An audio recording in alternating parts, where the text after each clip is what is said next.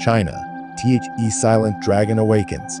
In the darkness of the night, on the eastern edge of Asia, an ancient civilization was quietly watching the world for thousands of years.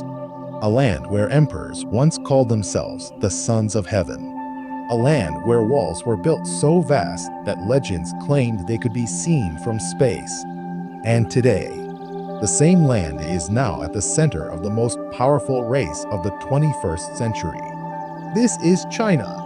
But behind the glowing skyscrapers, the endless bullet trains, and the futuristic mega-cities, there is another China, a silent China, a controlled China, a nation that is simultaneously the factory of the world and one of the most mysterious superpowers on Earth. And perhaps the most dangerous part is this: the world still may not fully understand China, because China is not just a country. It is a civilization, and civilizations survive far longer than nations ever do. Today, as the world watches the invisible rivalry between America and China, the real question is not simply how China became powerful. The real question is, what does China ultimately want to become? Is it merely an economic giant, or is history preparing to repeat itself once again? Because there was once a time when China controlled one of the largest shares of the global economy. And then, everything collapsed. The 19th century, foreign powers began entering Chinese ports. The British Empire flooded China with opium. Chinese society slowly fell into addiction, and the civilization that once believed itself to be the center of the world began sinking into humiliation. For China, this was not just a political defeat, it was psychological destruction. Even today, Chinese leaders often refer to this era as the century of humiliation, a period when China realized something terrifying. If it was not strong, the world would crush it, and perhaps this moment gave birth to modern China. But the story did not end there. After the collapse came chaos. Civil wars, famine, foreign invasions, and then World War. Japanese troops marched into Chinese cities. Bombs destroyed entire towns. Mass killings spread fear across the country. While Europe was fighting Hitler, China was fighting simply to survive. Millions were already dead. And in the middle of this destruction, a new force was rising. The Communist Party, hidden deep within the mountains. Guerrilla fighters were organizing themselves. Their leader, Mao Zedong, a man whose name would permanently reshape China. The Civil War ended. The Communists won. And standing in Beijing, Mao declared a sentence that would echo across history: China has stood up. That day, the modern People's Republic of China was born. But nobody understood how brutal the next decades would become. Mao dreamed of transforming China into a superpower almost overnight. Factories expanded. Steel production exploded. Collective farming was forced across the country. Everything was pushed at extreme speed. But when governments value speed more than reality, disasters are born. And that is exactly what happened. The Great Leap Forward. The name sounded hopeful. The result was catastrophic. Villages began collapsing. Food shortages spread everywhere. Families starved. Even today, historians debate the exact numbers, but millions are believed to have died from famine. Imagine that for a moment. A civilization that had already survived wars and invasions was now collapsing beneath the weight of its own system. And yet, the Communist Party survived. How? Because China was no longer being held together only by politics. It was being held together by control. Control of information. Control of fear. Control of the national narrative. And slowly, a completely different kind of state system began to emerge. But the true earthquake was still coming. Mao launched another movement, The Cultural Revolution. Students were encouraged to destroy old ideas. Teachers were publicly humiliated. Ancient artifacts disappeared. Intellectuals vanished. The country descended into ideological chaos. It felt as if China was erasing its own history. And perhaps the most disturbing part was this: ordinary citizens no longer trusted each other. Fear had become part of everyday life. In 1976, Mao died, and China stood at a crossroads. The question was simple: if the system continued like this, could China even survive? And this is where another leader quietly entered history: Deng Xiaoping. He was not dramatic. He did not deliver revolutionary speeches, but he said one sentence that would change China forever. It doesn't matter whether the cat is black or white, as long as it catches mice. In other words, results mattered more than ideology. And then China made the decision that would permanently reshape the global economy. Markets slowly opened. Factories multiplied. Foreign companies entered China. Cheap labor, mass production, an endless workforce. And gradually, made in China spread across the planet. But while the world was focused on cheap products, China was quietly building something much larger: ports, roads, infrastructure, technology, military power, and perhaps most importantly, patience. Because China was not moving fast. China was playing the long game. By the 1990s, Chinese cities were transforming at unimaginable speed. Where bicycles once dominated the streets, massive highways appeared. Where villages once stood, skyscrapers rose into the clouds. Hundreds of millions escaped poverty. Human history had never seen an economic rise this fast before. But every rapid rise demands a hidden price. Factories poisoned the air. Cities became overcrowded. And another system quietly expanded in the background: surveillance, cameras, tracking systems, state monitoring. China was not simply building an economy anymore. He was building a new type of state, a digital state. But the deeper question still remained: why does China seek so much control? Is it truly about stability? Or does the Communist Party fear the return of chaos? Because China remembers collapse. It remembers humiliation. It remembers civil war. It remembers famine. And perhaps that is why China fears instability more than almost anything else. But when a state fears chaos deeply enough, freedom often becomes the price. And this is where China's story becomes even more mysterious. Because behind the futuristic skyline the world sees today, an invisible system is operating quietly beneath the surface. A system that may not simply want to control China, but shape the future itself. And in the next part, we will enter the heart of modern Chinese megacities, where artificial intelligence, facial recognition, and digital surveillance have created a society that may become the prototype digital empire. Night falls over Shanghai. Above the streets, glowing towers disappear into the clouds. High-speed trains move silently beneath neon lights. Drones hover in the distance. Thousands of cameras watch every corner. And somewhere inside this endless sea of technology, algorithms are quietly observing millions of people at the same time. This is not science fiction. This is modern China. For decades, the world saw China as the factory of cheap products. But while the world was busy buying Chinese goods, China was building something far more powerful: a technological empire.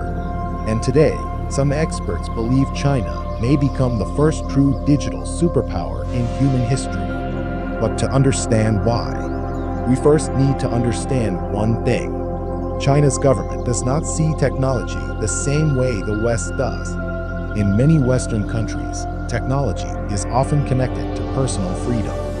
In China, technology is connected to stability, control, order, and survival, because deep inside the memory of the Chinese state, the fear of collapse still exists. The fear of chaos, the fear of losing control, and perhaps that fear shaped the future more than anyone realized. As China's economy exploded during the early 2000s, its cities began transforming into futuristic worlds almost overnight. Entire skylines changed within years. Villages became mega cities. Millions moved from rural towns into urban centers. And with this transformation came something else. Data. Enormous amounts of data. Every phone, every payment, every movement, every online interaction. China quickly realized something most countries had not fully understood yet. Data is power, and the nation that controls the most data may eventually control the future itself.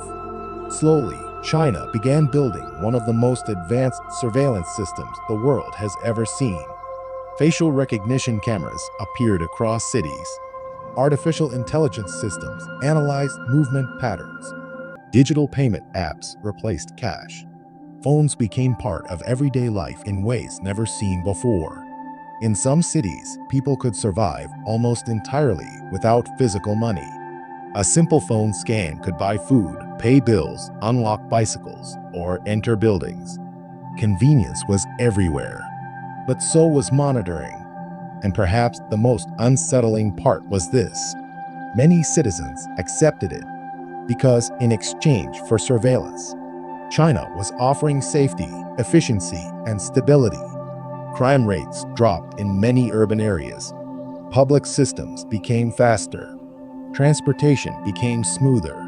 Entire cities began operating almost like machines. And to many people, it felt impressive. But beneath the futuristic surface, questions slowly began growing. How much control is too much? Can a society remain free if everything is being watched? And what happens when artificial intelligence begins understanding human behavior better than humans themselves? The world started asking these questions as China pushed deeper into technological expansion. Companies like Huawei, Tencent, and Alibaba Group became global giants. Chinese innovation accelerated rapidly. 5G networks, AI research, quantum computing, electric vehicles. China no longer wanted to copy the future. It wanted to create it. And perhaps nowhere was this ambition more visible than Shenzhen. Just decades ago, Shenzhen was a fishing village. Today, it looks like a city from another century. Massive tech headquarters rise above perfectly organized highways. Factories operate with robotic precision.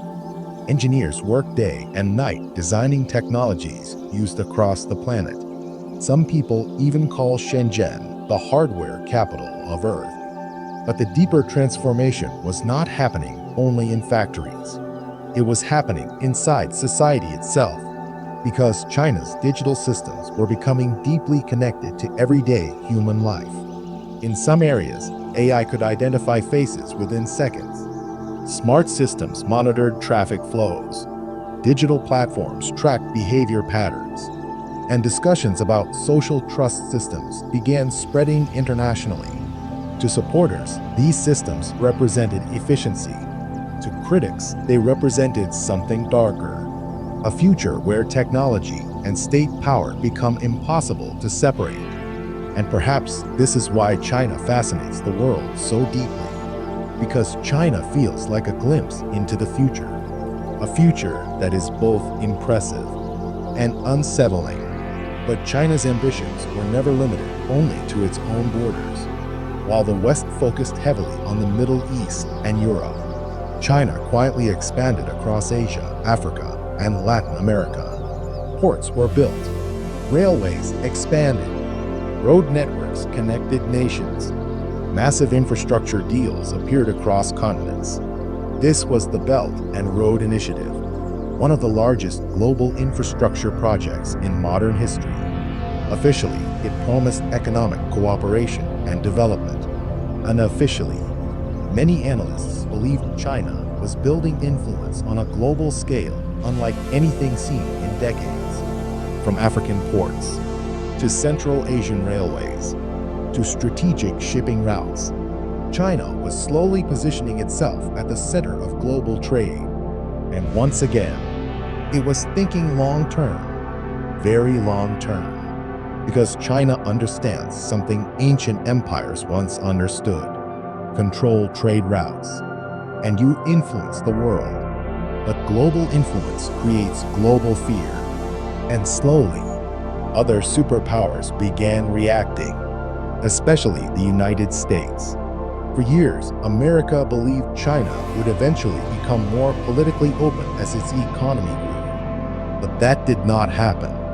Instead, China became richer, stronger, and technologically smarter, while still maintaining tight political control. And this surprised much of the world. Suddenly, a new global rivalry began emerging.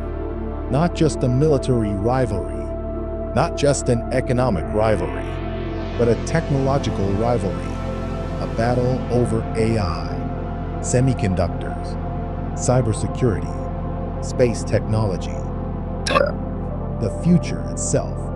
And then, another major figure rose to power inside China: Xi Jinping. Under Xi, China became more assertive internationally. Nationalism grew stronger. Military modernization accelerated. The Communist Party tightened its grip, and China's message became increasingly clear. The era of Chinese weakness was over.